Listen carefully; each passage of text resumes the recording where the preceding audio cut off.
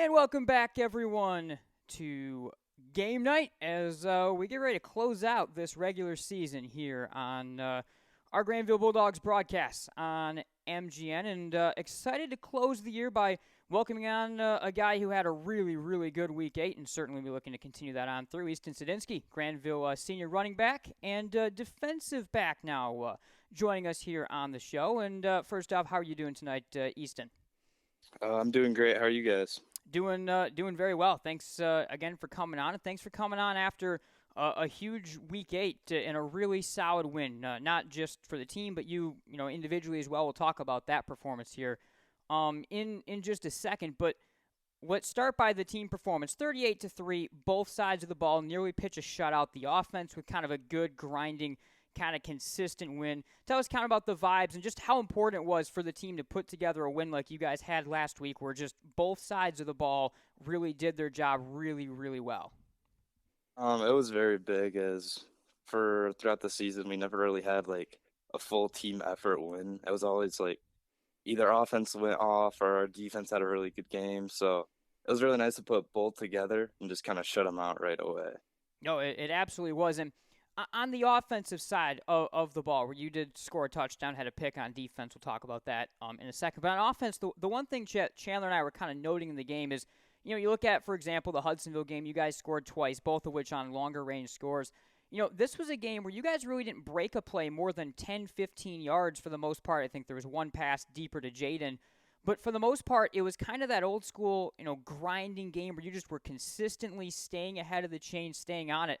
I think, is that something that this offense, I think, additionally really revels in, that you guys were able to, we know that you can have the big strike ability, but the fact that this offense kind of got back to basics in that win and were able to grind it out, that has to be that much more encouraging for the offense. It's great to see that again as I think our first drive we went for 90 after Mm-hmm. the defense got a stop. So it kind of just got the wheels going and it definitely put us in the driver's seat for that game. Yeah, and on the defensive side of the ball, just the one field goal allowed. And a couple of times you guys were dealt with short fields. You had an interception as well. The defense has certainly had their ups and downs within the season on the whole and even, within games. But for the defense, especially talk about being able to get stops on the short side of the field. How important was that to where the team is at? And also getting those stops, yes, but also getting it against a West Ottawa team that showed you guys quite a few different looks throughout that game. So tell us, a bit about the importance of getting those stops, but also kind of what went into being able to deal with the West Ottawa team that changed up their look quite a bit. It's really crucial, especially getting a couple picks, interceptions. I know me and Mickey had one, and then just railing together, get the ball. It definitely is a great way to start defensive efforts. But then also just like stopping it. They came out in that like swinging gate, Mm-hmm. offensive look, really random. We kind of figured it out like 3 or 4 plays in and had a little timeout. Zenner got us right, and it was like, guys, we just got to man up. Like we're just got to be athletes and go after them, and that's exactly what we did. We shut it down, and trick plays went out, and they went back to the offense, and Yeah, easy win from there. yeah. So that swinging gate formation was kind of funny because Chandler and I felt like we needed to like call down to you guys or something because they ran that thing in warm-ups after you guys had gone in.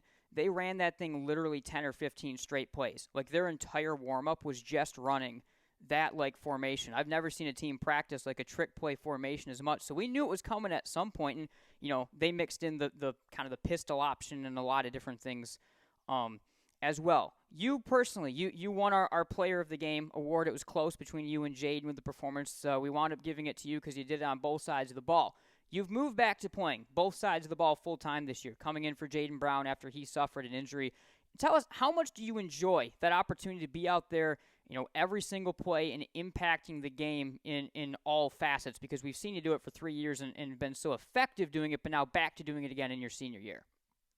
It's awesome. I love being able to contribute to both sides of the ball. It's obviously we put a ton of work into practice, and then from being a sophomore and like kind of growing up, it's definitely put me in like a leader's like position for it. So knowing I can affect both sides of the ball and then just show my athletic ability to play anywhere, it's such a fun time to just go out there and have fun Friday night. Yeah, absolutely. And the play, one of the absolute plays of the game was your sideline interception that you made down in the red zone. I mean, a reaching grab. Take us through a little bit of that play, what you saw on the play, how you were able to jump the route, and then how you made that incredible athletic snag as well, and able to keep yourself in bounds while doing it. They started off, I was talking to 15 a little bit, and out of nowhere, I seen you split up like little inside. So I'm like, I know it's probably gonna go outside. He's getting more green on the outside towards the sideline. This might be a fade or double pat, like double move or something along those lines. And we do snap bail, so I'm deep, cover three. I kind of checked to see what the quarterback's reading, see if he handed it off, and all of a sudden I seen his arm kind of wind up, and number 15 starts running off behind me, and all I can think about is practice fundamentals. I start squeezing them out, and out of the corner of my eye, I see the ball coming right at me, and it's in front of me, and just off like natural instincts, I just put my hand out and keep my feet in for it. Yeah, no, it was a great play, and we've seen that type of play out of you on the other side of the ball as well as a guy that really for the last few years has been such a great receiving back, and really it started your sophomore year. You stepped into really the exact same role that Tyson Mann played as a guy that was both a pass catcher out of the running back spot as well as playing on the other end. Defensively, I guess, tell us a little bit about that role in the offense and being able to be a pass catcher, to be a runner, and then also to have those two or three other, a mix of great running backs alongside of you. I think it really is one of the most dynamic mixes that we've seen in the backfield that Grandville's had in quite a few years between you, Jaden, DJ Hardiman. We saw Braylon Haney some as well. It's a really dynamic group that you guys have.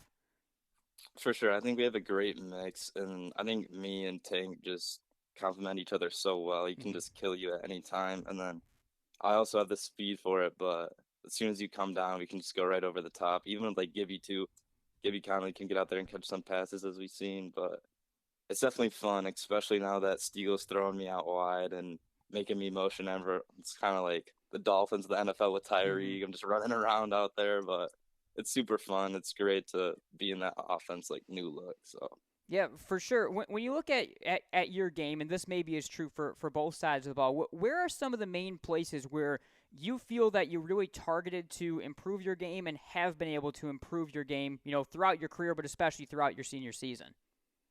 I think probably the most has been just my physical aspect. Is I've been hurt with injuries, so I could never really get to the point of improving anything because I've been sidelined. So when I was out there, it was more of just like showing that I've always could compete and will compete. So it was the aspect of just going after it and getting it done. Yeah, for sure. And, obviously we've seen that year-over-year improvement. Let's talk a little bit about the next level as well. I know you've got a couple of different offers and roster spots open to you. Tell us kind of about what you're looking at right now, where some of those offers from college are, and where your thoughts are right now leading in terms of where you think you may be going to play at the next level. Yeah, I have a few offers and talking to some coaches right now. And then obviously that's going to continue on through the rest of the season and a little bit of the off season. But my first offer was from Hope as our old defensive coordinator, KJ Landis. I'm sure you guys know. He's an amazing guy, and I went out to their camp, and we know a few other coaches from Grandville or connections that they just know me of my high character and like willing to learn and do whatever it takes. So it was nice to see them and know they have a good coaching staff to go out there and see that. Also, shout out to Tyson, man. I know he's out there. I always talk to him about that. That's great. But I'm talking to some other schools like Alma, Adrian.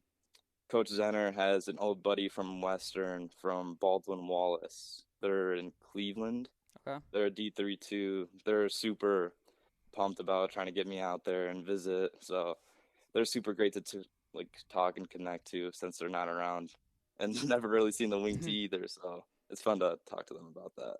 No, that's definitely cool. And like you said, I mean, the Hope thing, if that's where you wind up settling, it is interesting all the connections that you have there with KJ, and who knows, maybe we'll get to see you and Tyson sharing a secondary again, which certainly would be cool. I've done some work with Hope on their broadcast over the past couple years as well, and that's a cool program to be around. And this week now is quite the game to close your regular season. You guys are you guys are going to be safe at this point in time in terms of the playoffs, win or lose, but you have an opponent that you guys have played some really big rivalry games against in the last couple of years, have had quite a bit of juice, that they aren't quite as safe, and they definitely need to win in Caledonia. I guess first, tell us about that rivalry aspect in this game, because we always think of Grandville, Hudsonville, Grandville, Rockford as being these, traditional rivalry games, but you guys in Caledonia have had quite a bit of juice in this game the past couple years, and I think this has grown to be one of the most intense games you guys play all year.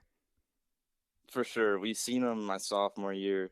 It was back and forth. I think we both put up 50. It was an absolute shootout. So just knowing that that team was a state finalist that year, and they actually ended our season in playoffs, that next year it had to be a win for us. And then it actually did. It was a rain game. I think we had an onside kick that we recovered and went down and scored and just finished off the game really strong. I was actually hurt from that, but I was glad to be there and support the team as we got it done. So the back and forth of that's definitely going to be big for us this year. Is now that they kind of are not in the driver's seat of OK Red, they're going to try and want to get a win to try to push for the playoffs. Yeah, it's a really weird situation too, because both teams 4-4 were playing similar schedules. And the weird thing is, you guys 4-4, 4-5, you're safe for the playoffs, but they, even with a win, may not be safe to get into the D2 playoffs. It's kind of a weird way that the playoff points have fallen this year. And this is a little bit different look, Caledonia team. And you're a perfect guy to talk to, because we're going to see you play on both sides of the ball, and you'll have some insight into both sides of the ball. First off, let's talk about your team on offense against this Caledonia defense. So we know that Caledonia shows a lot of different looks. Traditionally big along that front line, couple standing edge rushers. They can load the box and have shown an ability to do that. What do you think the offense is going to have to do to be able to get, consistent movement, but then also maybe some chunk plays against a really, really well-coached Caledonia defense? I think our biggest aspect is going to get they don't have to be great blocks, but just bodies on blocks. If we just keep running our feet out of all the cutback lanes, me and Tank and even DJ, it's going to be a lot of space as their corners are kind of pushed back a little bit. So it just gives us a lot of room to have that natural athletic running back ability to make stuff happen. Yeah, for sure. Other side of the ball, this is where Caledonia, I think, is a little bit more different look than they have been in the past couple of years. Typically, Coach Pennington kind of that, two-back or back and a tight end offense, a lot of read option stuff, a lot of run stuff. This year with Brody Betzer, they've been 4 wide a lot of the time. They've been throwing the football a lot. So therefore, you playing in the defensive backfield, it's going to be a big role for you and your unit to come up with some big plays, as well as probably getting some pressure up front. So what are going to be some of the keys to stopping this Caledonia offense that certainly has shown an ability to be explosive in the pass game, but then also, the run game with a spread field as well? I think it's going to take our line and linebackers to just fill up the run and eat up that quarterback during any pass plays. And then that's just going to make our job for DB so much easier, as they have a lot of spread, bubble look, and even a little bit of wheels and post wheels. So I think if they can get there, it makes our job so much easier with getting that ball out quick. We're going to be able to get hands on ball, even interceptions, turnovers, and all that. All right, cannot wait. It's going to be a great game as Grandville takes on Caledonia this week. Easton Suidinkski, Grandville Senior, had such a big game last week, and certainly he will be leaned on in the weeks coming ahead as well for the Bulldogs. Easton, thank you for your time here tonight, and good luck in this game, and good luck, of course, in the playoffs the rest of the year. Thank you. I appreciate it. All right, Easton Suidinkski joining us here on Game Night.